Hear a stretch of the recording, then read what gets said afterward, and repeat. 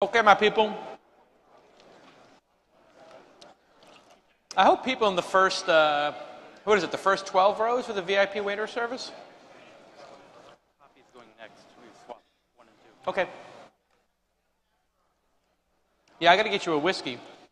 This is some high-class shit right here. Look at that. If you email VIP@launch.co and you're in the first 12 rows, you can order a Frappuccino, Red Bull. That's pretty dope. Oh, no, I did that. Okay, everybody please take your seats. Thank you. Thank you. Okay. We've got a new crop of judges up, I think. Do we? Yes. Mark from Menlo. Hey, Mark, how are you doing? Good to see you. How's everything? Menlo Venture Partners. Nice to see you. Andy's here from the Vegas Tech Fund. Nice to see you again. Tony Shea couldn't make it. I know he's traveling. How's everything going with the Vegas Tech Fund? Doing fantastic so far. How many investments has the Vegas Tech Fund done? We have done 20, and we have another 10 that we're committed to. They're out finishing up their rounds. Does the company need to move to Vegas to get the money? That is certainly the goal, yes. Yes, okay. And Greg is here from TAG. Good to see you, Greg. Robert Scoble is back. And Damien is here from Media Temple. I'm filling in for somebody, which proves the value of putting your phone number on the internet so that your team can call me at 1 in the morning. And yeah, they're like, hey, we need somebody to fill in. All right, you guys are going to love this one. Please welcome to the stage Crypto. Crypto, sorry. Wow. Thank you. Oh, hey, wait a second. Okay, the screen's up. Yeah, go ahead. Thanks. Do you remember David Petraeus, the head of the CIA that couldn't keep his secret? Well, you might ask yourself, why not? Because the CIA obviously has encryption technology to do secure communications, as does any other government, and even Al-Qaeda has had this for years. Chances are he just couldn't be bothered, because when faced with the choice between security and convenience, we always choose convenience. Let me introduce you to Crypto, the team collaboration tool that is as secure as it is easy to use. My co-founder, Jorgis here, is going to show us how he uses Crypto to stay in touch with our legal team back home in Norway while we are here.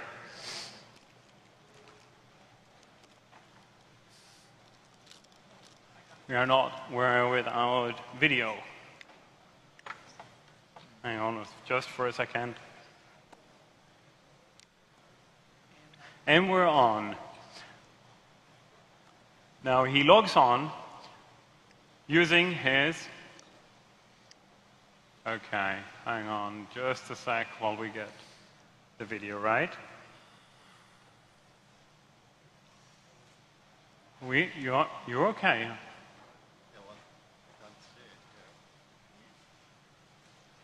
There. Okay. Oh, you have only that. Sorry about this. No problem. He logs on with his passphrase and also gets a security code on his phone for two-factor authentication. Once logged in, he's presented with a list of his spaces. A space is a team collaboration area only for invited members. Inside the space, he can, together with Lynn and Thomas, the lawyers, chat in real time, work collaboratively on notes, and share files.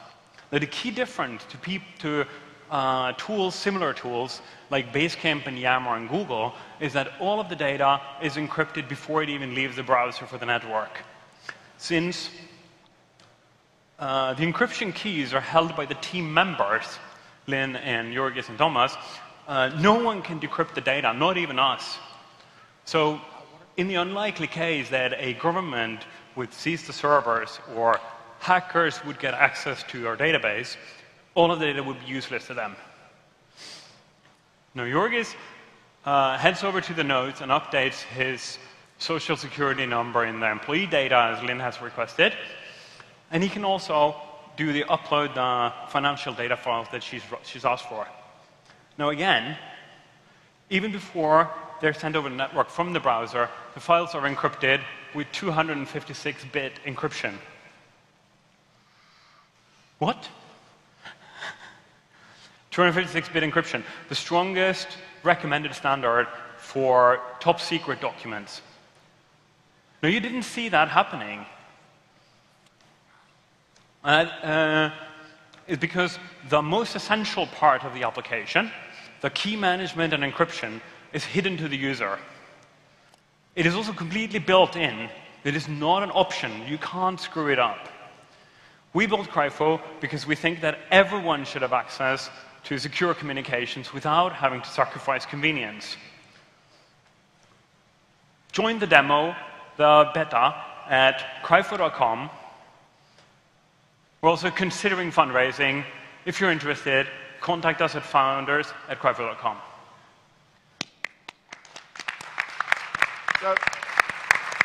So here's an example of a pitch that just didn't get to what the pain is that you're solving and who you should specifically be talking to. And I have an idea for you, because if you're a salesperson in China, for instance, China listens in to the conversations that are going on here. So if you're working at Apple Computer, for instance, and somebody's putting a CAD drawing in, you need to make sure that's encrypted from the government's prying eyes. You need to come up to the bar of pitching it that way so that we get hot and bothered about, oh, there's a use case here, because none of us really care about this stuff. You can read my email. Anybody want my email? I'll give it to you. There's nothing secret in there. My email's not secret. My whole life's public. So I really, for me, the crypto just doesn't engage me. But if I was somebody working at Apple and I was over in China all the time working with people in Cupertino, or if I was visiting places that allow the government to look at the communication, and they have an incentive to rip me off, I would be very concerned about this. Right. Right. I also think that when you pitch this as a product for governments to use, that to me, in general, says it's a small market. And so, for instance, there's tons of secure email out there. I haven't seen necessarily around the social communication products so much, but secure email is a big problem to be solved, but it's only a big problem when the corporate world cares about it. You can sign up government clients, they'll pay you good money, but you can't really build, I think, a big company around just the government. So I do wish you pitched this as more, what's the problem we're solving for the mainstream company, employee, or consumer. Yeah. We see this as a tool that will work easily within companies, even in smaller businesses in legal and financial sector, for instance. Okay. I think that should come out, though, in the pitch, because that I think is a big market. This is an example of the use case in the pitch being critical. If the use case, which in this case we didn't have a use case, it was just somebody putting in a social security number and trading some documents, it was hard to relate to who might use this. So it's a good lesson for entrepreneurs that the examples we use really truly does matter when we're working with judges and VCs. So this seems like a feature that Yammer could just add. Yeah, the issue is that the way, like with encryption and key management happening in the browser, you can't stitch this onto an existing project because you can't do anything on the server anymore, where almost all the technology of Yammer, for instance, is built. You have to build the entire infrastructure again and have everything living on the client. Gotcha. Okay. So, and this is where the pitch would have been clearer if we knew what you were selling and who you were selling for and how much you were selling for.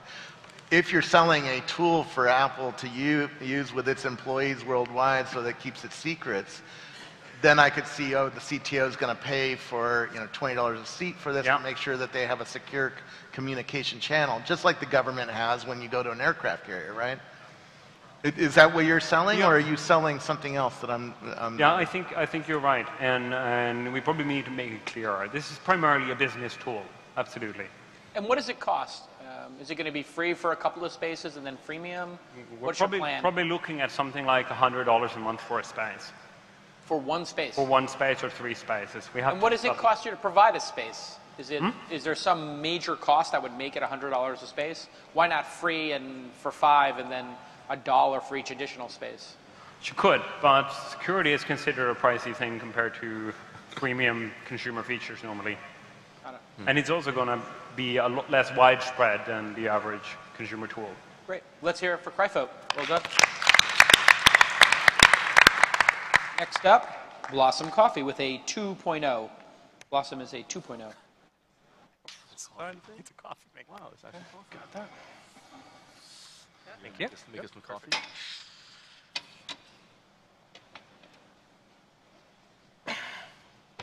All right, thank you.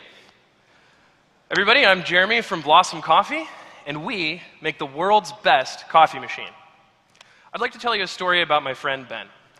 Ben runs Thousand Faces Roastery out of Athens, Georgia, and he wins awards for roasting some of the best coffees in the world. Ben goes so far as to travel to origins like Ethiopia and Kenya in order to source green coffee direct from the farmer.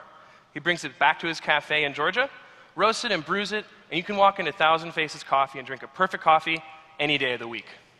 Let's see how Ben does this. When he's brewing his coffee, he's looking at 4 key variables. He's looking at the temperature of the water, temperature of water, ratio of coffee to water, grind size, and brew time. Because Ben has years of experience, he's able to dial in these variables just perfect. But he sells his coffees more than just to his own cafe. They also go to wholesale accounts. Sometimes wholesale accounts get a line out the door, and Ben's not there to make sure his coffee is still being brewed perfectly. You can also buy a bag of Ben's coffee, and you're not even necessarily using the same equipment he is. And if you're not using the same brew recipe he does, if you're not brewing it just like he does, it could taste sour and bitter, and all that hard work he spends going to Ethiopia and Kenya is wasted. This is really amazing to me because Ben's not alone. There are specialty coffee roasters all over the world who are opening up and differentiating themselves from chains like Starbucks and Peet's on one simple premise: our coffee tastes better. That's their calling card. Our coffee tastes better. So what are we going to do? What is this industry going to do when you can't control the quality and the core differentiating principle as soon as the coffee leaves the cafe? We have the answer. It's the Blossom 1. Let's show you how this thing works. This is a diagram of our patented brew chamber unit technology, where we can control coffee to water ratio very precisely. We have 99% accuracy on portioning water. Steep time is controlled precisely through the plunger, filter, and valve. Grind size is prompted to the user so they can get it right every single time. And our temperature control, that's the most fascinating part.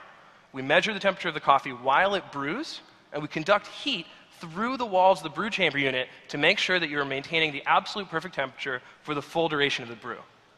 We actually have the tightest temperature control ever put in a coffee brewing machine. We're within plus or minus 1 degree Fahrenheit. The next closest that has ever existed was a machine called the Clover, and that machine was 4 times worse. It was plus or minus 4 degrees Fahrenheit. In our testing, we found as little as 2 degrees Fahrenheit is the difference that anyone can taste. Not just crazy coffee geeks like me, but anybody can tell the difference with as little as 2 degrees Fahrenheit. And this is the Blossom 1. Great hardware isn't enough to solve this problem. You also need to know how to brew the coffee right. That's why every single machine is connected to the internet. Not just because we're a Silicon Valley startup, but because it makes it easier to brew that perfect cup of coffee. Let's show you how this looks. This is the Blossom web application. Oh, God. Right? So, every time Ben brews a coffee on his machine, it posts to his recent brews. If he likes that coffee, he saves it into his saved favorites. Coffee roasters have hundreds of saved favorites. They always want to know how to do it perfectly. However, when these machines go into cafes, they need to brew fast and quick, get those customers out the door. That's why you can load from your saved favorites direct to the machine. So a coffee roaster can be off in a brew lab, move from saved favorites to loaded, and its baristas are always brewing coffee perfectly. You can also show a little bit more detail on a cup of coffee. Ben shares things like the origin, tasting notes. Coffee geeks like me can get in there and see exactly what temperature and ratios he's using. I can comment on it and share it with friends. But let's say you're not a crazy coffee geek like me and Ben, and you just want to buy a bag of coffee and brew it perfectly in your home. You can do that too, because you can print out QR codes and paste them to the bags of coffee that tie you direct to the perfect recipe for that coffee. So if it's groggy in the morning, you haven't really opened your eyes yet, don't worry about it. Scan the bag and hit go, and it'll taste just like Ben is there brewing it for you. And that is Blossom Coffee, and that is what makes Ben so happy. That's why he's smiling in this picture, also because he won the Good Food Awards for his coffee. But now his coffee can taste perfectly no matter where it goes. And it's not only Ben, it's every specialty cafe. So, available for pre-order now, deliveries in May. Contact sales or founders at blossomcoffee.com, depending on what you're interested in. Thank you. Wow. Wow. Wow. How much is this machine? Just Try to- some coffee? What is that? Can we sample the coffee? Yes, you can come by our demo pit and we'll brew you some coffee. All right. How much is this machine? Just to give us a concept. Other commercial brewers of this caliber are $4,000 and up, is what we've seen. Our product is competitively priced. There's multiple options. So contact sales at Blossom Coffee and we'll... You know, at Rackspace in San Francisco, we have a couple of these kinds of machines because they're good recruiting tools for engineers. They like their coffee, and a lot of them are coffee geeks, right? Yep. How many people are coffee geeks in this room? Yeah, A lot. Yeah. So, All right. So this is a recruiting tool for startups. So that's why you're here, right? Absolutely. I interviewed the head of Nescafe, and he said he went to Italy to study great coffee, and he found that the really great ones figured out how to get just the right amount of air into the coffee. And I bet that's what Ben's doing too, is to get to the next level of coffee beyond what I can do at home, is to get just the right mixture. When you go to a great place in Seattle or whatnot, it always has just the right amount of foam on it, and the foam really does matter to the taste of the coffee. How do you help me, a normal guy who is not a barista, make that kind of coffee? Well, Ben can set his brew recipe on the machine, loads the perfect temperature profile, also loads the perfect amount of water, prompts you with how much coffee to put in, and you can hit go and the machine will run the program. So we're making brewed coffees. So it's a full cup of coffee, so single origins show really well with this brew method. We're not making espresso yet. Okay. What's the cost? Sorry? What's the cost of the machine? $4,000 and up. Yeah. And So then what's it's the price. rest of It's the price. business It's model? good for Rackspace or something. When does it come down to, mortals and just regular folk who are not coffee geeks so they can start experiencing this, and maybe then you transition them on? Do you envision, what would this cost 2 years from now? If you In 2 sell years, I'd like it to 1,000? cost less than $200. So from $4,000 to $200. I want to redesign and create a consumer-facing product. Wow. Right now, we're commercial-facing, and the reason for that is because these commercial cafes have the absolute best coffees and best recipes. So we want to start the system with the best quality there is. Greg, what do you think? I mean, you just dropped your face into your hands at one point. What was that about? Have you ever received any feedback that your product might be overbuilt? Well, I'd like to direct you to how we're controlling temperature more precisely than has ever before been possible. And so people don't even really know where the end of the rabbit hole is. And that's why we're starting with this first product. We are going all out. We're creating the best possible temperature control, precision control around each variable. We're answering these questions about coffee. But- It's like the Tesla Roadster. Yeah. it's kind of like the Tesla. Right, Roadster but coffee. so the question is, what's the Model S? Yeah, right. that's Like the what? Model S. This may not be the coffee machine of the year because it's too far out there in price. But can you get to that $200? What do you need to get to the $200, $300, $400 machine? I think maybe what Greg is getting at is most of the market may not care that much about a couple degrees difference, and I do think the challenge you have, because you can walk into a Williams and Sonoma or a high-end kitchen supply place and see lots of really fancy, really expensive coffee makers. Yep. I think it's very hard to communicate why this really makes better coffee. You say it makes better coffee, but the company I would think you might want to look at is Dyson with the vacuum cleaners and everything. I mean, they took a product that people have had for 100 years and have been very successful actually with multiple products. They producing- reinvented it. Yeah. Yeah. Reinvented the category. And so I don't think it's impossible you can create a new coffee maker, but you're taking a very, very established category. Andy, what's your approach with a product like this hardware? I mean, as an investor, does hardware like this make you scared, or does the success of Jawbone and other folks? Well, this Golden isn't Year. quite comparable. I mean, this is really aimed at somebody like my brother who wants to have a premium offering in his bar, and offer a better product than his competitor across the street, right? What do you think as an investor, Andy? Yeah, the hardware is a start, but I want to know where the rest of the business model. If you really look at those who have succeeded in this market, it goes beyond that single purchase. I'd take a look at Blendtec and what they did with the blenders in the Jamba Juice and those sort of retailers, and it's all based on performance. You're leasing that equipment out. There's a much bigger play for that, and if you're going to have a premium product, then it still gives you a lower barrier to entry and much more. And I've talked to Blendtec. They had very deep social proof of what it did for the businesses that it got sold into, that they could make 33% more per hour, or that they saved cost, or they did something that they were able to perform for their customer that they couldn't with a competitive product. Great. Okay, let's Cool, though. hear it from Blossom Coffee. Cool. Thank you. Next up, Oobly. And this is a 2.0. Yep. Yes. Oobly is a stuffed animal that's powered by your smartphone. We actually launched last year right outside those doors in the demo pit. And here's how it's worked up until today. Do you want to listen to some music? Yes. Can you smile and frown at the same time? Why does it take so long for a group of cats to watch a movie? Too many pauses. So we created a toy that thousands of kids around the world love. But parents asked us for more. They asked us, can Oobly teach my kids Spanish? And will Oobly learn my kid's name? So we teamed up with teachers to build the Oobly Lab, which we're launching today. Let me introduce you to Mark. Mark is a great dad who has a 6-year-old daughter named Alex. And he wants to customize Alex's Oobly to her preferences. Alex loves space, plays basketball, is going through a pirate phase, and also plays piano. And now that Mark has added Alex's preferences, the Oobly Lab makes suggestions on content it thinks Alex will like. So Mark scrolls down the page and sees that there's a space pack. And after reading the details, he says this is something that Alex is going to love. So he buys it for 1 credit, which is worth $1. Mark also scrolls down the page and sees a teeth brushing pack. He's not sure how this will work, but there's a preview so he can sample the content. Time to brush your teeth. I'll play some music while you brush. When the music stops, you're all done. Tap my face when you're ready. Aha, so this is an example of a helper pack. This will help Alex get into healthy habits. Sounds great. Now, Alex is also studying grammar in school, and Mark sees that there's a grammar pack. He reviews the lesson plan and says this is a great way to reinforce the concepts that Alex has learned in school.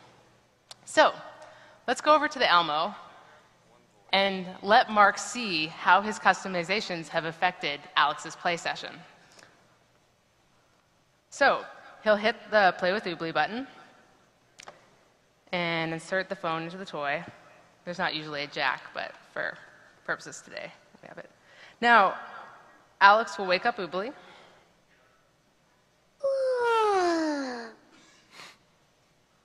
Hi, Alex. Guess what? What? When we look up at the night sky, we're looking back in time. That's because it takes millions of years sometimes for the light from the stars to reach our eyeballs. A lot of those stars might not even be there anymore. I used to wish upon a star for a fire-breathing corgi puppy. Turns out, that star died a long time ago, and I was basically talking to myself. So, you know, keep that in mind when you make a wish upon a star. Guess what? What? We're going to tell a story together. Are you ready? Sure. Great. But we should probably stretch first. We don't want to pull a muscle. Quick, touch your toes. Now touch your ears. Now touch my ears. Thanks. I've had an itch all day. Okay, I think we're ready. Stories are just like houses. They need to be built. But instead of wood and nails and stuff, you use different kinds of words. The first kind of words we need are called nouns. Nouns are things like roosters, and people like pirates, and places like Timbuktu. Let's see if we can find an example of a noun right now. Go find a pillow, a pencil, and a shoe, and tap my face when you're done. Great. So let's switch back to Mark's laptop to see his favorite part. Now, every Saturday morning, Mark gets an email on Alex's progress. And not only does he see detailed information on the lessons she's taken, but he also gets contextual information on the activities she's played. So in this example, Mark sees that Alex is doing great with verbs, but is struggling with the concept of pronouns. Mark also gets high-level feedback. For example, he now knows that Alex is in the top 10% for English, and that makes Mark a proud parent. Oobly Lab also provides feedback. Since Alex has already completed the parts of speech, the next lesson is vocabulary. And because of her interest in space, the Oobly Lab recommends astronomy as the next lesson. This feedback loop is the key to Mark's engagement in Alex's educational play sessions. So, this is the Oobly Lab. If you're a parent or a kid at heart, please come see us at our booth and tell us what you think we should build next. Thank you.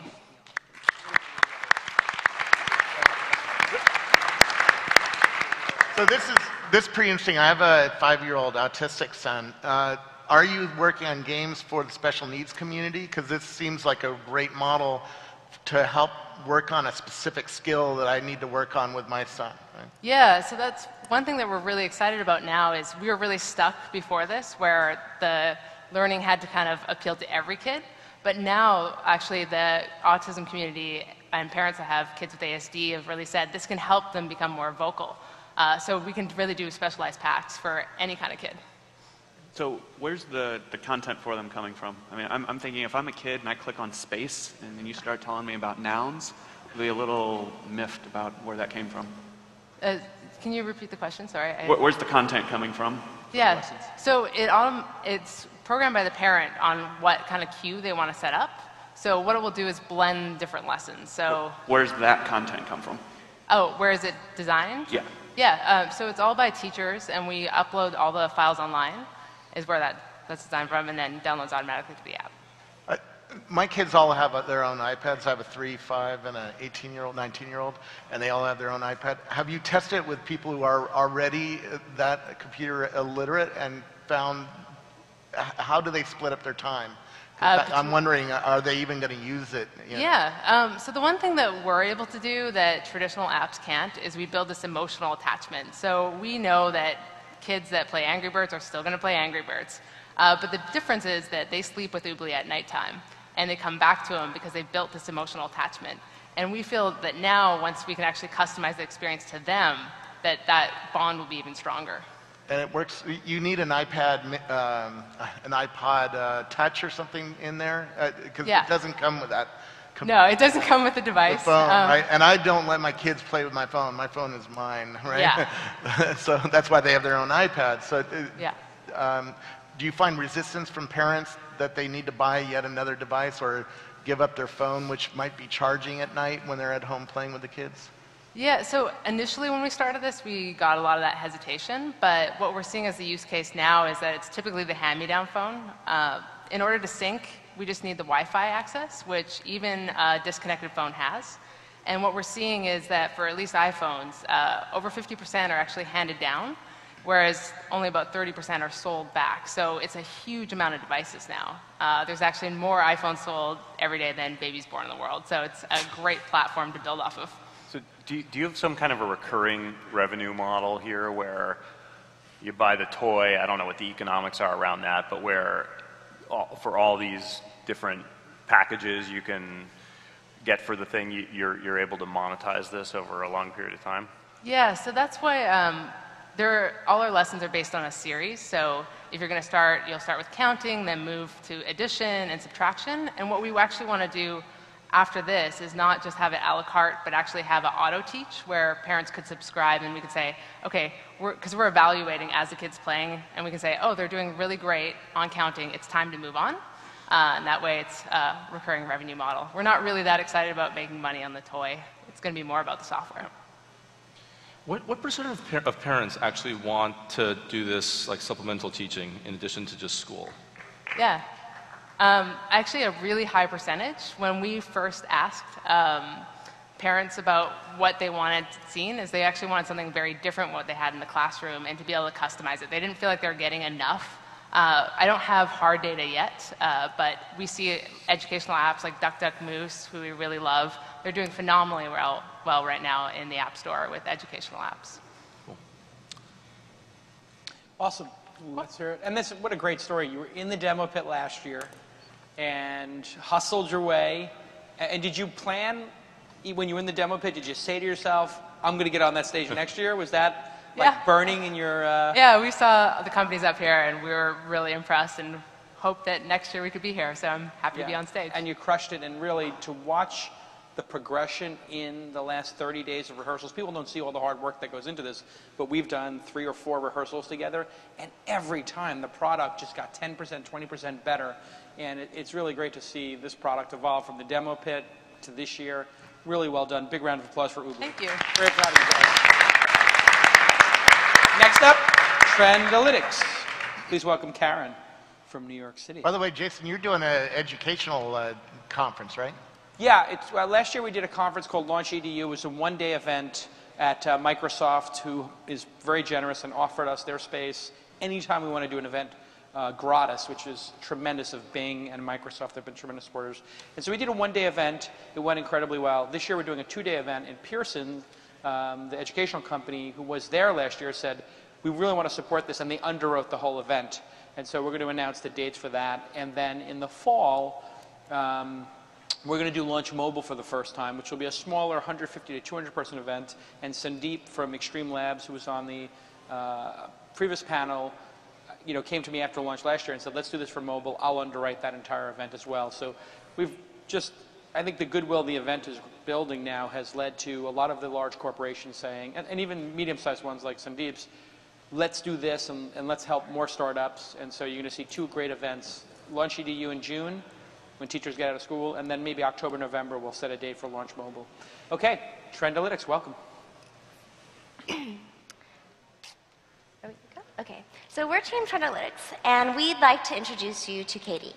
Now, she may resemble Posh Spice, but actually, she's a buyer at Neiman's. And this is her worst nightmare, selling clothes at a loss because she couldn't predict what consumers wanted. Merchandisers, creative marketing, sales and buy teams at companies we all know like Gap, Coach, and Neiman Marcus make multi-million-dollar decisions based on intuition. Today, that's changing.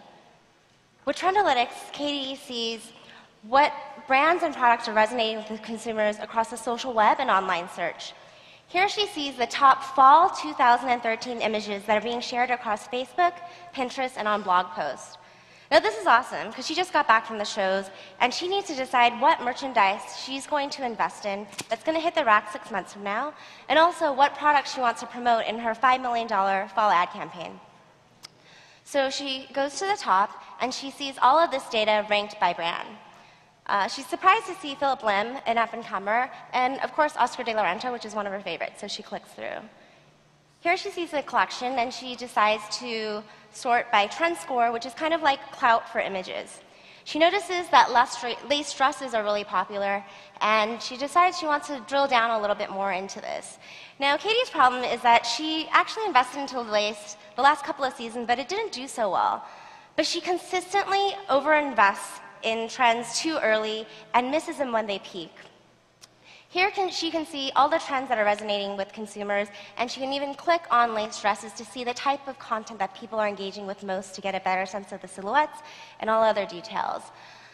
She also decides to drill down a little bit deeper to see the seasonality and the life cycle of certain trends. So here she looks over time based on what people are searching for on Google and Bing, and actually what people are talking about across the social web, that things are up and to the right.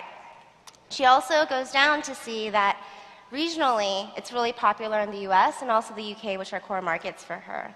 So now she's feeling good. She's going to invest in the lace trend. She knows which look she wants to use in her ad campaigns based on what had the highest scores.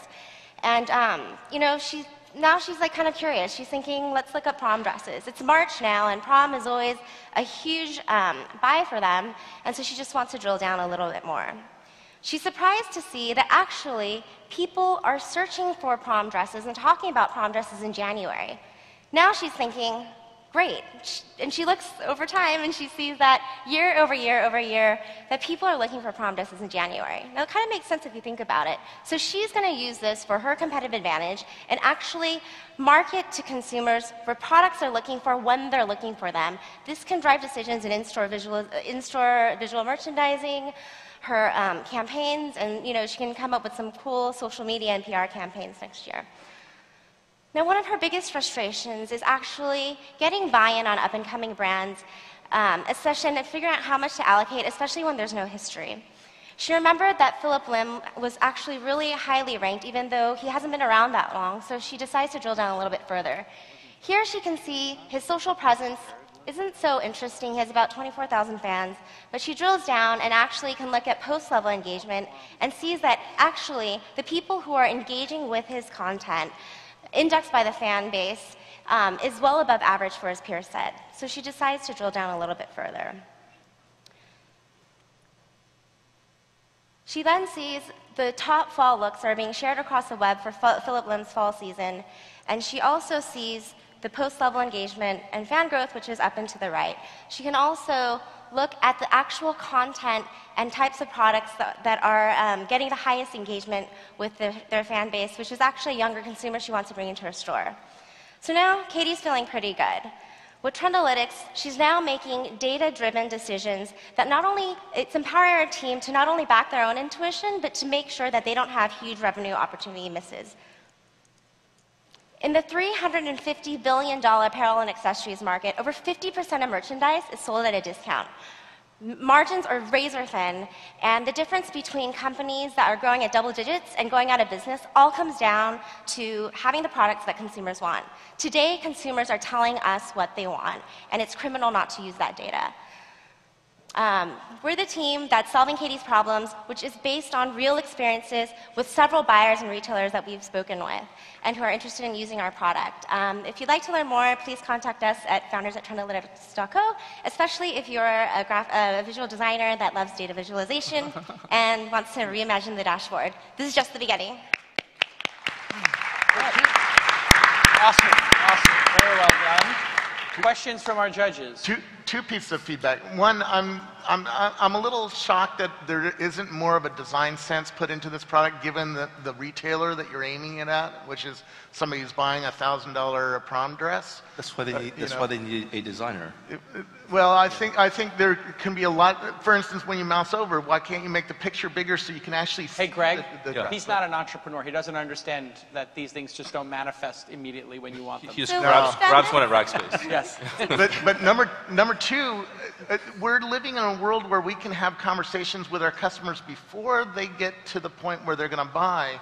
Why couldn't that buyer pick out a few dresses and then put it to their Facebook page and see in real time whether the customers are really going to buy it from her? Are you thinking about that? Is there a piece that I missed there? I'm sorry. Yeah, I mean, that's happening. That's kind of starting to happen a little bit, but we're bringing all those sources across the web. Like, for example, if you're only I know, but that's reactive. I'm talking about predictive, where you actually pick the things that you saw there. You did a great job.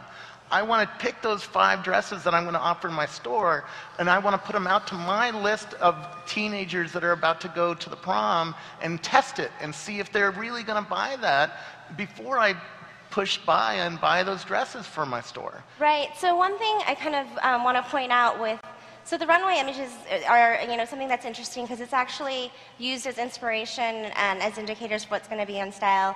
But all of the merchandise you saw today is actually being shared across the web today. That's for fall merchandise. Buyers and brands are meeting today on deciding how much they want to produce. So where we're focused is really pre-production, and the number of data points in fashion have exploded over the past year, as particularly with image data, and so that's where we see a real opportunity. James? And so we're not only looking at your consumers, but more broadly across several sources. Yeah. Go ahead. So I have a couple questions. So what evidence do you have that these fashion buyers actually want this and will transition to something like this? And I'm actually thinking about the parallel with ad buyers. And for the longest time, they've just made decisions based on gut intuition, and it's taken decades, and it's still ongoing, to transition into much more analytical thinking. So what makes you confident that this will also occur in fashion? So actually, we're designing the product with buyers at companies like Bloomingdale, Saks, and whatnot. And so we already have people who are interested in piloting with us. Okay. Like both at companies that are wholesale brands like under 50 million to like publicly traded companies that are interested in using this corporation-wide. Mm-hmm. Okay, and then what will it take to actually have like a real case study? where you can say, as a result of using this product, they were actually able to make better decisions and thus avoid the huge markdowns and so on and so forth? Because I think, lots of nice graphs and all this stuff, but the proof will be in the pudding when you actually have a case study of someone who used to make decisions with gut, now makes a decision with your tool, and thus is able to save X, Y, or Z. Well, so let me give you a real example, and this is from a buyer at a publicly traded huge company. So actually the case studies we used all came from like real things, but so Philip Lim, for example, was a brand that they wanted for a while. He's been around for a while, but actually they finally made a buy. They totally underestimated demand. They were chasing inventory the entire time. If she had tools that could say that they were doing well, then she could have basically allocated more dollars to that. On the flip side, for Philip Lim, he can use that as a sales tool and to kind of in negotiating and talking to buyers. One specific example is a contemporary brand called Halston. One season, their sales team actually printed out the number of tweets that they got and got orders from 0 to several millions from companies like Bloomingdale's and Bergdorf's, and they actually increased their dress business 300% that year. So if this does work that well, why give it away? Why not automate an e-commerce site so that you have the best inventory out there and crush everyone else? Yeah, I mean, I guess that's interesting, but I kind of want to solve a bigger problem. I mean, that's cool, but I'm sorry. So I think that's really cool, but I mean, I think there's a huge opportunity here. Like, part of our mission is to help creative businesses become sustainable, and I actually went to school to become a fashion designer, and so my life has been around how can we solve what's so messed up about this industry. And I think there's a huge opportunity for a lot of brands to be smarter about what they're doing. And if they can, we're unlike other data companies. We're not like software's eating the world and data's going to make decisions, but these tools are going to empower people to make better decisions, that they can de-risk their business where they can and actually take risk in other creative areas that are going to make them different. How much has Pinterest affected the fashion industry and driven, a product like this? It seems like this is very Pinterest heavy, obviously with some Google Analytics and some Facebook Analytics. But is Pinterest the heart of this and the heart of the industry today? Pinterest is definitely important. There's a lot of because it's image focused, and so the difference between this and maybe some general listening tools is the heavy focus on images. And just the number of data points for images have increased tremendously. But to answer your question, blog posts are really important. Over 15% of blogs, fashion's the #1 category on Tumblr. It's 15% of all blogs, and so that's also a really important piece of it. But sorry, I'm kind of going too long. But Facebook is still a huge driver, like the #1 driver of traffic right now. Let's hear it for Trendalytics. Well done. Next up, you commentate all the way from, Singapore, but moving to San Francisco via Sydney. Are you from Sydney or Melbourne? I'm actually from Sydney. You're from Sydney, yeah. And Texas and Singapore, but that's another story. So. Okay, when you're ready. Okay, we're just waiting for the slides. Okay, there we go. Hi, we're You Commentate, and we are reinventing television with fan-sourced live audio commentaries. And we're starting with sport. I'm sure that you all remember this play from the Super Bowl. 1:50 to play, and 4th and goal.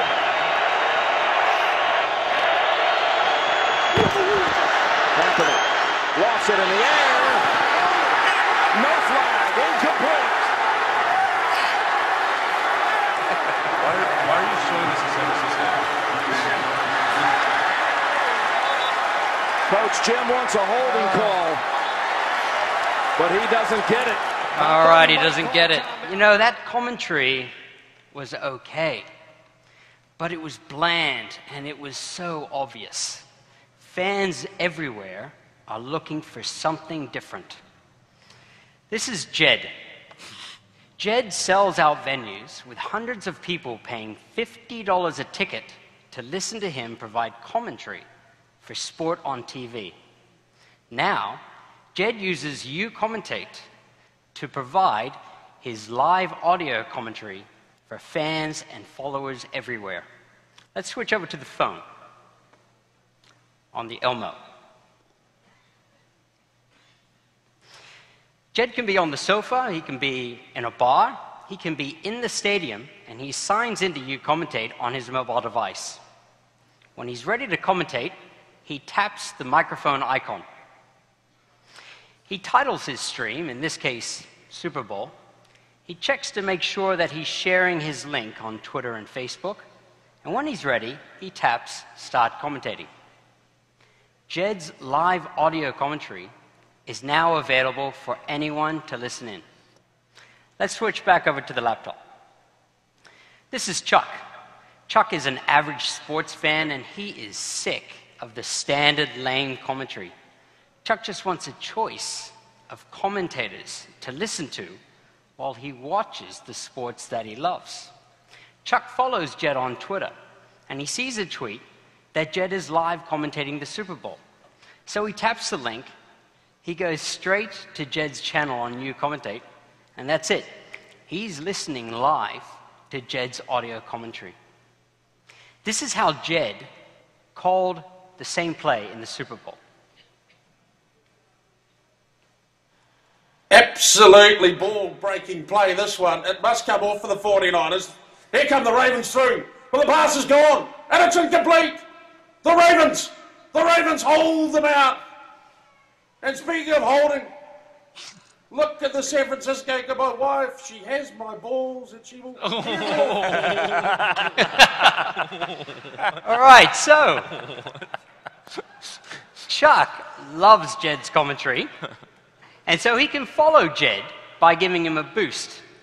He can also share the link to Jed's commentary with his own friends and followers so that they can also listen in to Jed. Now, Chuck is looking for something a bit different. He wants to discover new talent, so he heads over to the commentator rankings to see who's worth listening to. And you see that Jed's got all the bragging rights because he's the #1 ranked fan commentator for the NFL based on number of listens, the listener ratings, and also throwdown competitions. He spots Mr. Sheen, and he wants to listen to Mr. Sheen's archived commentary, so he goes to his channel. He sees that Mr. Sheen has commentated other televised live content like the Oscars, American Idol, the Victoria's Secret fashion show. This is how Mr. Sheen commentated the Oscars.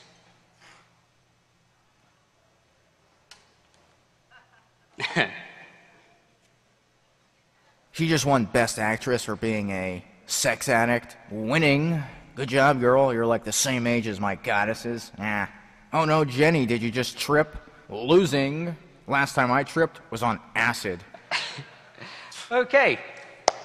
So today, we are launching uCommentate. Basic service is free, but you can access premium features for just $1.49 a month. We're using a link that you can access today to score your premium uCommentate account free for 3 months. We're here at launch for 2 reasons. We're looking to hire great engineers for our team, and we're seeking to raise our seed round. You can contact us on founders@ucommentate.com. Get uCommentate and start to call it as you see it. That's full time. Thank you. Okay, well done. All right. Go ahead, Robert. I've sat through now 4 sessions, right? And Yep. I'm going to bang on you. I think this is the weakest thing I've seen in 4 sessions. Ooh, okay. Robert. I'm going to explain why. The market size for this is so extraordinarily small. I just don't believe in the idea, and it didn't get to the point where I believed in the idea.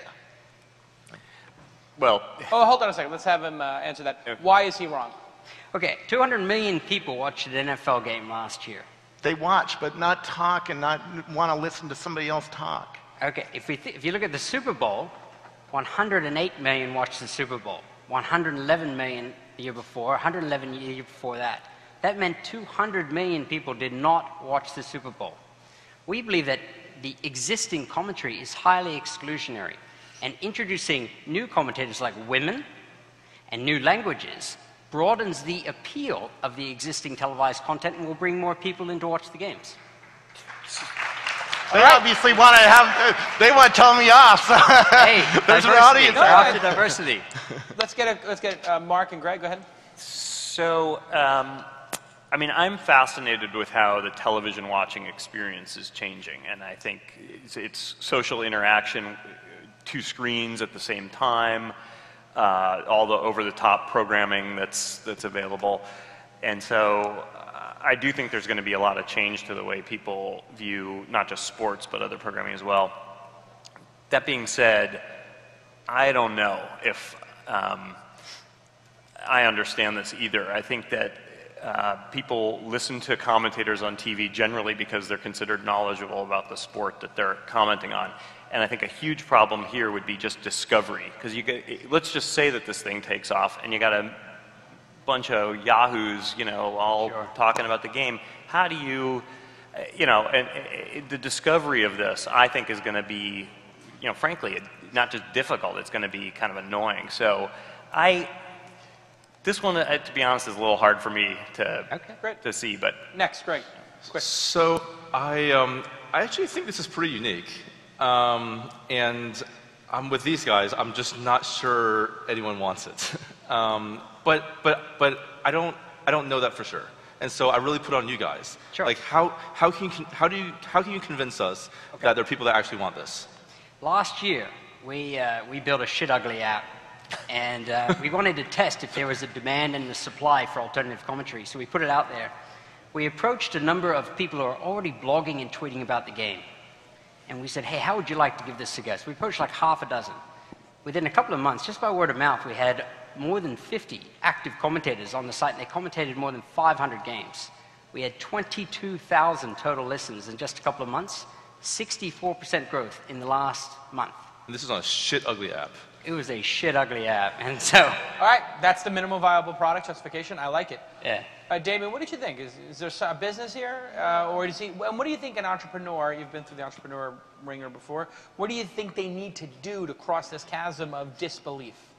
Yeah, I'm just curious. Like, how many Jeds are there out there that are ready to do, you know, this kind of new form of commentating? You know? The alternative sports media is huge. If you go online during any game of any sport, you'll see there are tons of people tweeting and live blogging about the game. Right. They all represent potential commentators.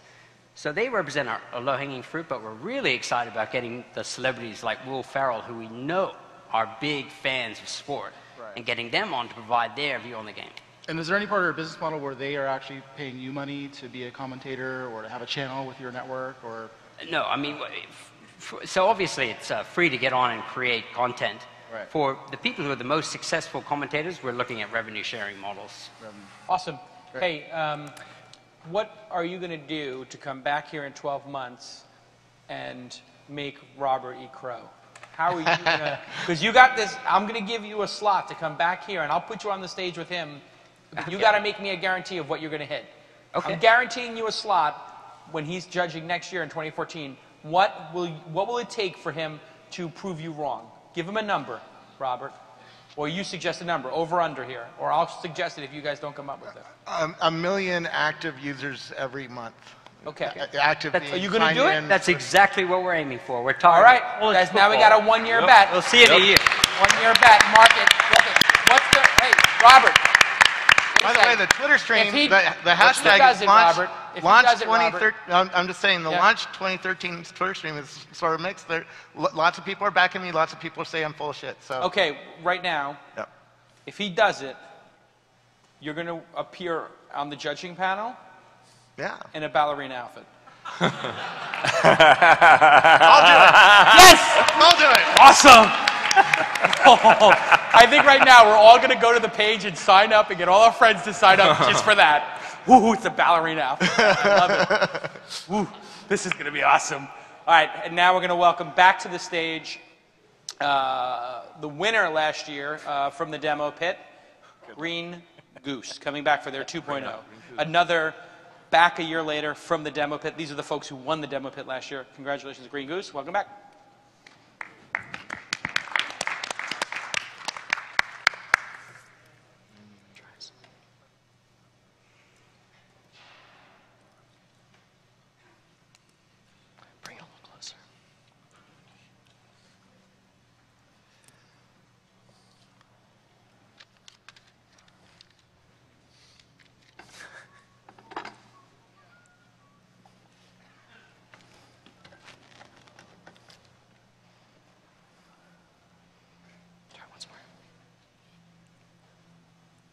live demos. Let's give them a round of applause, some encouragement. Yay! Let's go Bluetooth 4.0. Come on, Bluetooth. And 3 out of 4. Let's go, Fogger. Connect. Reboot. Try one more time. Here we go. I see the Bluetooth flicker. Sorry, I'm carrying 5 devices and it's taking all the Bluetooth away from you. You know, we make people do a live demonstration because we want it to be real. So this is what One more try, you guys. One more try, and then we'll take a break and have you do it after the break. If it doesn't work. Here we go. Come on now. Come on. That's it. 1, 2. Getting wireless to behave in audiences like this is challenging, not just for startups, but Apple. I saw Steve Jobs choke just a year and a half ago with this kind of scenario, and Larry Page. They both asked the audience to turn off all devices just to get their demos to work. Okay, everybody put yourself in airplane mode and turn off your Wi-Fi. We'll all do it. Turn off your Bluetooth. I'm going into airplane mode. Let's all try. Airplane mode, everybody. Thank you, thank you, thank you. Oh, wow, everybody's doing it. I love it. Compliance, great. Bluetooth mode. Airplane mode. Just for a minute. Come on, come on, come on, come on. This is such an awesome demo. Just do the one. Please work. Please. It's just Bluetooth. While he's working, let me ask these guys what their favorite was so far, and advice for the other ones. You saw Blossom Coffee, and as well as Crypho in from Norway, by the way. Blossom's here in San Francisco. You also saw Oobly and their 2.0 from Boulder, out of, I don't know if they're from Techstars. No, they're not, but from Boulder. You saw Trendalytics from New York City. My favorite was Ubuli. And you commentate. I like cute toys. You like Ubuli? Yeah. What did you like about it? I like the toys, and I like their new labs that lets their developers offer new things to customize the toy for my sons. You seem to like the back end more than the front end. Do you think the front end is the wrong execution of, like, it's a doll? Because you're sort of challenging that. Do you think kids want to have a doll? By that, you know, every kid is going to have a tablet soon. If they, you know, certainly in my house they've had it for 2 years. The toy lets them see this is a different thing than the iPad. If it was just another app on the iPad, it's really hard to get them off of what. So you think it's an advantage? I think it's an advantage. Great. Mark, what was your favorite so far? You know, probably Trendalytics, because I think that this as a concept, this idea of taking social media signals to have the demand side of the equation actually help the supply side forecast, I think is incredibly useful. And so fashion, I think, is just one industry where you could never collect this data this way before. So it may, you know, the product itself may still have some rough edges to smooth out, but conceptually, I think that could work not just in fashion, but in other categories. Well, there's a whole bunch of these new kinds of marketing tools. VinTank is another one that I've seen out there for wine. I liked it too. I just picked a toy. You know what I like about it too is it feels like they've done 90% of the work in Trendalytics to do the data normalization. Like, they know Oscar de la Renta's page, they know John Varvatos' page, they know their Twitter handle, and they've just normalized all that. So when you get in, you can just hit the ground running. Greg, which one was your favorite? I'm going to go out on a limb and say you commentate. Really? Yes. So I think you know, it's very unique. They, you know, really have a clear value proposition. You know, like there's nothing else out there really like this. I like that they honed in on live sports, and I think they probably get it more than we do. And I would bet on these guys. Really, you would bet on them? I would bet on them. Really, and you're an angel investor. I like it.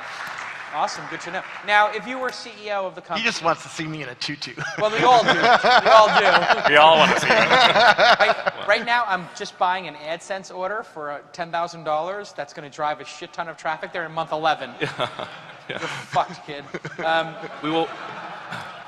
Next, going to be the greatest. Next March, we'll promote you commentate all over Tagged. And Tagged has, what, 50, 75 million uniques a month? Something like that. Yeah, it's in the top 50. So Greg, if you were the CEO of that, and you were up against this sort of, I don't know if it's big enough, and you were up against that with Tagged, obviously, early on. Yes. We all have been up against that. What do you do as an entrepreneur when you're up against that kind of like doubt? I think you just need to believe in yourself and have the conviction that you know the customer better than anyone else, and disprove all the non-believers with data. And they already showed some interesting initial traction with a so-called shit ugly app. Right. Yeah. And so you know, if they come back here a year from now, they have 1 million monthly actives, I think we'll all be believers. Right. So the proof is in the numbers and the Proof is in the metrics. pudding, yeah. And if I'm hearing you correct, taking solace in your knowledge of the customers is a great North Star, if to use a term, for a founder. Yes, yes. And there'll be these lonely moments where no one believes you, but you just have to believe in yourself. Very well said. Andy, which one was your favorite? I'm not going to go that far out on a limb, and probably stay with Trendlytics. Trendlytics, yep. Yeah, thanks. And why, Andy? I think the pieces are there. I don't think it's being executed quite right. I would definitely like to see a little bigger market than just buyers, but definitely interesting concept to be able to pull together real data analytics around images. Definitely a lot happening there. And if it's really able to do what they're showing, I think there's a lot of different areas that could be applied, and there could be a really good pivot in there to go after a bigger market. Damien, which one was your favorite? Yeah, if I had to make an investment by the end of this session, it would be in Oobly, but I really would like to see more about Crypho. I think I really like this idea of, browser level key management made easy. I haven't seen that really yet. And I like this concept of, encrypting data to protect yourself actually against the provider. So just, That was something that was sort of left out. The provider can't even look at it. And when you look at how Facebook and Twitter and Google with Gmail are having to turn over all of our data pretty regularly, and with the way things are going in our country, I mean, we elected a Democratic president who has kept the the eavesdropping going. It seems very weird that we can't get our country back to some level of basic privacy for citizens. The problem is, the reason I banged them so hard was I saw Silent Circle, which Phil Zimmerman, who invented Pretty Good Privacy, has done, and he's done a very similar concept, but he had a much clearer pitch when he came and saw me. This seems so well executed, though. I mean, I wish they would just make it free, up to 10 spaces and X amount of usage, and then people would just be like, well, I might as well put my my stuff there that needs to be secure. It would just explode in usage. Okay, great answers. Let's give a big round of applause. Third try. Let's do it, Green Goose. Come on now. Hey everybody, I'm Brian, we're Green Goose, and we're back. Many of you might have seen us here about 2 years ago. We were on stage. We had some little wireless sticker sensors that went on things like toothbrushes and medicine bottles. We actually won the Best of Demo Pit Award. We had a blast. But, we just weren't quite able to figure out the product market fit for behavior change. And so we learned a lot, and one of the biggest takeaways is that kids just didn't like brushing their teeth. They didn't like taking their medicine. But they do like playing with their toys, and they love playing with apps on iPhones. And so that's exactly what we're doing today. Green Goose is creating magical toys. Toys from our generation, the ones that we grew up, except that now we take our sensor technology and enable those toys to talk to iPhones and iPads. So let's go ahead and create some magic here up on stage. I apologize for a few tech glitches, but let's go ahead and turn this lamp on right over here with a magic wand. And this magic wand has got our technology into it. I'm going to say a couple spells. Goat, zip, lamp. Goat, zip, lamp. Hey! So let's cast another spell. I was going to create a little smoke here, but little Bluetooth problems on our iPhone. What I am actually going to do for you here at Launch Conference today, with this magic wand, I am going to turn a live rabbit into a frog on stage. So, without further ado, Here's our little bunny rabbit, right? We're going to cast a spell and turn I just Bunny want to into say, a frog. I had no idea this was going to happen if this goes poorly. Oops. Wait, that's a Ribbit, Robin, Bunny. Oop. I think we need to reset it. Oh, my goodness. Oh, hang on. Oh, the poor bunny. Ribbit, Robin, Bunny. Ribbit, Robin, Bunny. One more time. That's a real rabbit. Oh my. That's a real Oh. Okay, Bunny, I'm going to set you down. rabbit. He's okay. Oh, he's got a really nice paw caught in his collar. Ribbit. Oop. Ribbit, Robin, Bunny. Oop. Well, let's try once more here. What the hell is it supposed to do? Well, we got the fogger. Do the fogger. Don't kill the bunny. Okay, so boom, bop, smoke. No, the fogger isn't going that time. Okay. All right, so let's hear move it. along here. So anyway, the idea is that we're taking a magical wand that we're bringing out to stage here. It's got a gyroscope and an accelerometer in it. And we're using this as a magical metaphor to work with lots of different apps. But let's move around and create a little more magic here. One of the things we learned from Green Goose 1.0 is to start simple, get something out there and bring revenue in the door. And so I'd like to introduce to you and everybody here today, Tedo the teddy bear. And what's that? Okay. If we could go to the Elmo here at this point. On stage. AV guys? Here you go. We'll turn that off here. We got smoke.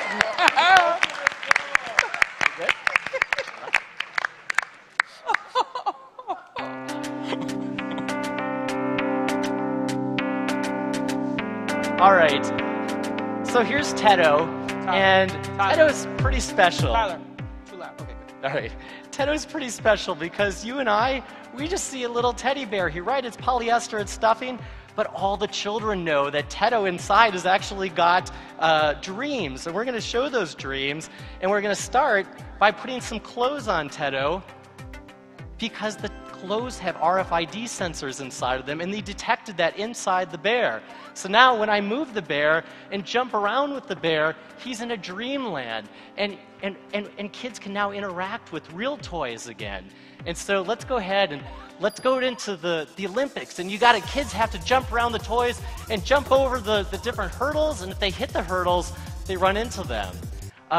But now he's back in dreamland again here, and we can go around, and let's go into another dream scene. Let's go to outer space. And so kids are jumping around like this. They have to catch the stars, and if they catch the bad stars, then Tedo wakes up again. So this is getting kids now playing with real toys again, playing together and opening up a brand new type of play dynamics. So let's go see if we can find one more scene, and then I'll wrap it up. Let's go see. Now he's in a circus. So if you actually watch, I've got a little gyroscope inside, and as I move the teddy bear, he's got to go through the hoops, or else he crashes. So anyway, thanks everybody. Tedo is now for sale. He's $19. We're opening up a toy store of all kinds of different connected toys. I want to do a quick call out. If there are app developers out there, we can create plush toys with our sensor module and an SDK that represent your characters and your apps, and now you have a Wii controller essentially for your apps. And then finally, of course, we're raising money, but I'm wanting to do a call out here. We're looking for awesome people to work with that love families and kids, and I'm really looking to help build a team. Thanks, everybody. Okay. All right, great recovery, great recovery. Mark, I saw you raise your hand. No bunnies were hurt in this presentation. The bunny's okay. Bunny's doing okay. The bunny's okay. Do you remember an old show called The Gong Show? Yes. I was wishing I had the gong back here. Well, we're fans of entrepreneurs, and I know Brian worked really hard. So no, I really, that was odd. That was really one of the strangest things I've seen. I mean, Yep. I didn't get it at all. You know, and that's exactly what it takes to build a toy store. Great. So have at it. Okay, more feedback. Robert, you saw Green Goose 2 years ago and the sensor technology, I believe. Yeah, the problem is this demo went south, and it's hard mentally to get back into it after it goes south. I was watching the rabbit and thinking you were going to step on the rabbit. I'm like, oh my, there's going to be a disaster here. PETA's going to sue us all or something. You know? But ignoring that and trying to, there's something here, and parents want their kids to be more active. I think this is why the Wii sold so well. At Microsoft, we saw that in the research data we were doing. I'm struggling with getting through this demo and getting to the product. Bluetooth is hard. It's Bluetooth 4.0. It's the brand new stuff that's coming out, and we had multiple devices. We knew it was a risk, but it was kind of fun to try. Yeah, and I'll take responsibility. I knew that there was, you know, this could go this way, and I should have told Brian to wait maybe till next year. But I said go for it, and I knew there was a 50% chance of this, so I'm going to take responsibility. Hey, we took a risk. And No, that's yeah, I took the risk. That's what you got to do. You Greg, know, what do you think? You got as an entrepreneur, like you said, swing for the fence, right? So I remember seeing Green Goose 2 years ago, and I was really excited about it. So what happened with that, and what made you choose to go in this direction? You know, as I mentioned, we tried a couple different things. We put it out there, and people just didn't get excited about it. Customers didn't, you know, adopt it and pick it up. And what was really in our heart was to go do something that people absolutely loved and found delightful. And I think that's really toys. And But didn't you sell out of the initial runs of the toothbrush and stuff like that? Yeah, we put them out there, but they just didn't, I mean, we didn't get enough volume of sales on that for make it worth it. And, you know, we had this big idea of gamifying real life and trying to get people to do the things that they didn't want to do by making them fun, and they just inherently weren't fun. So let's start with toys, and we can still get back to some of those things eventually. What's interesting is when we saw Oobly, one of the, you must have noticed this, one of the modules in the Oobly was brush your teeth music and trying to, so they're taking another stab at it, and so that's sort of entrepreneurship, I guess. But they're starting with a toy. Right. And that's now what our learning was, is that let's go back to start with toys, then we can come back into the learning if that's the way we want to go. Yeah. Right. So, Andy, any thoughts? Yeah, I was here 2 years ago as well, and it was a classic cool tech solution looking for a problem. What are they going to do with it?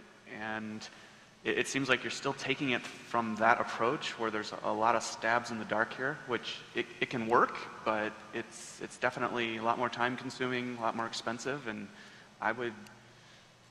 it just seems like this is one that's begging to get back to your customer and find out what is the problem you're trying to solve, and you're so tied to the technology right now that you're forcing yourself to make it work. And I don't need another Wii controller. I can throw it inside of a bear or use it. I will tell you, Chamath, you know, during his talk yesterday said, when you're doing consumer, like you got that 1 in 100, if you hit it, boy, could it be amazing, right? Sure. And you didn't hit it with the toothbrushes, but I think there's something here when you were putting the outfit, the strongest part for me was when you put the outfit on the doll and it changed on screen. Sure. It was like sort of somewhere between a game and augmented reality. Yeah. And watching the Disney princess phenomenon, now that I have a 3-year-old daughter, and hang out with Ariel and Belle and Pocahontas and Snow White, and I mean, I've hung out with more princesses in the last 3 months at Disney than I would care to admit. If you did that for Disney Princess, and you started putting outfits on each other and seeing it change on the iPhone or the iPad, and then being able to share it, this thing would explode. If you just made a prototype of that with whatever angel investment you have left and took it to Disney, I think you sell it. And there is something, I met an inventor in Sweden a couple of years ago, and he showed me, you know, pieces that you could put on an iPad, and he figured out how to make it work, and it works, and he sold it to Disney, right? He wasn't the guy who brought it to market, but he came up with a concept that Disney said, man, that's cool, we're going to put that in a character that we've invested in, and we're going to put it on our store shelves, and it sold pretty well. So, okay, yeah, let's have there's something there. Keep working at it. Yeah, great resilience, great way to fight through the presentation. Let's have a big round of applause for entrepreneurial resilience. Green Goose. It's always tough when that happens at a conference like this, but I really thank the audience for being supportive. You guys play a key role in entrepreneurship. That could have been a terrible experience, and I remember 10 years ago, I was at a conference. I'm not going to say the name of it, but it was a conference where they demo stuff that Robert and I used to go to. And it was, in fact, that conference was a bit of the inspiration for this. No, it was a conference where they demoed stuff with the lowercase d. And I don't know if you were there, but somebody had something like this happen in Crash. And the judges and then the conference people just watched the clock tick down. And they said, you know, you now have 1 minute and 45 seconds to do it. And that was the rule at demo, Robert, you remember. And it was just like, it was so mean-spirited and like, that's the person's dream, and they spent all that time on it. I know Brian very well, and he's worked so hard on this, and I'm just so proud of you guys as an audience to be in their corner. That's really what we want to do here, is be entrepreneurial supporters. That's the toughest thing an entrepreneur can go through, is to have your demo go that bad. And he left the stage recharged and feeling like, hey, there's something here, and he can continue his dream. So I just want to thank you guys for that, and thank you, Victoria, for that. Keep in mind, we get to decide. As a group, we get to decide how the event goes. Like we started, you know, Ev Williams, who was just on stage, would not have won at demo if he had pitched Blogger to demo, right? No. Or to you. And if you're taking a long-term approach to this, whether you win or lose, this is going to be a small little blip on that trend line, right? That's right. I mean, and Steve Jobs, what about next? I mean, he put his heart and soul into that. It was an absolute unmitigated disaster. And then that set him up for what an amazing comeback, right? The comeback of a lifetime. Hey, judges, great job. Thank you, Damien. Thank you, Andy. Thank you, Greg. Thank you, Mark. Thank you, Robert. One more big round of applause. We're going to take a 7-minute bio break / change the stage break. 7-minute break. And then we're going to do the winners of the hackathon, 5 winners. And they're going to be awarded, 3 of them are going to get $25,000 and one's going to get a $5,000 prize. $80,000 in prizes will be awarded in the next session. Not guilty, y'all got to feel me. H to the Izzo, B to the Izzy. That's the anthem, get your damn hands up. Yeah, Hov is back, life story told through rap. Acting like I sold you crack. Like